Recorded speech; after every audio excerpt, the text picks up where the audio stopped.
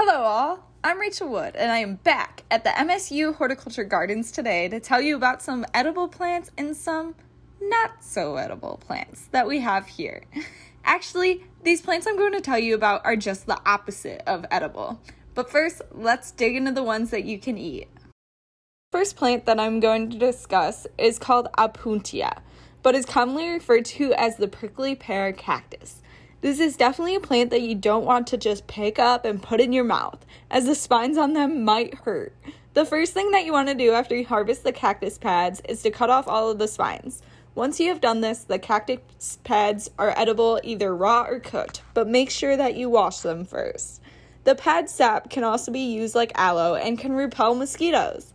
If you only want the plant to add visual interest into your garden, you can just pick off a cactus pad and stick it in some soil and it will grow into its own plant. The next plant is commonly known as the eyeball plant and can be found in the children's garden here at the MSU Gardens. This plant is one of my favorite edible plants. The eyeball plant is a particularly interesting edible plant considering that it makes your whole mouth tingle and eventually go numb. The leaves in the eyeball are edible and can be eaten raw or cooked. The leaves can be added to salad to add a more pungent flavor to them. The numbing effect can last anywhere from 2 to 20 minutes depending on how much was consumed and who consumed it. The eyeball of the plant is actually a seed head. These seeds can easily be harvested and used to propagate more eyeball plants for the next year. Lantana is one of my all-time favorite plants because of its beautiful blooms and for all the butterflies that it attracts. However, don't let the beauty of this plant trick you. This is a highly toxic plant. The berries contain the highest level of toxicity when they are still green, but all parts of the plants are toxic. When the berries are eaten, they can cause heart problems, vomiting, weakness, visual problems, and eventually death. If you love lantana like I do, you can make more plants through cuttings of the original plant, which will ensure that the flowers are the same color as the original plant. When lantana is propagated by seed, the flowers may not stay the same color. This plant is one of the main plants featured in the annual gardens this year, and that is the marigold. While many love marigolds for their bright colors, endless flowering, and their ability to keep away insects, they are loved by many because they are edible. Marigolds are mainly used to add color to dishes like saffron is, so it is often referred to as the poor man's saffron. The flowers are the only edible part of the plant. The flower heads easily snap off and they contain a whole bunch of seeds which are easily used to grow new plants.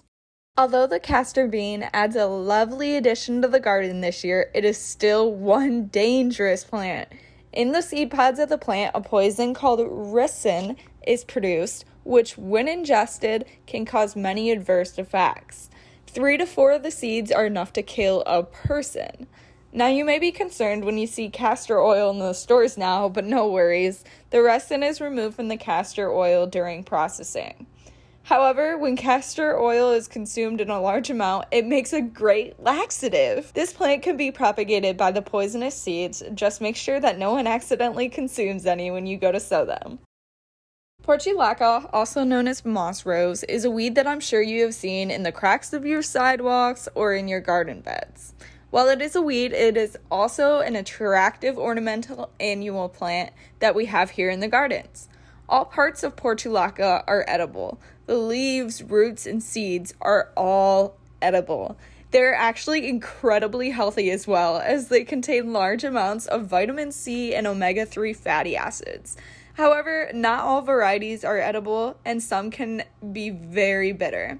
Portulaca can be grown from either seed or cuttings, and considering its weediness, you can tell it's not very hard to propagate.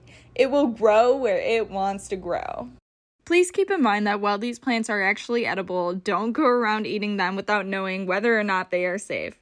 Like I already mentioned, only certain varieties are edible, and you never know what's on the plant.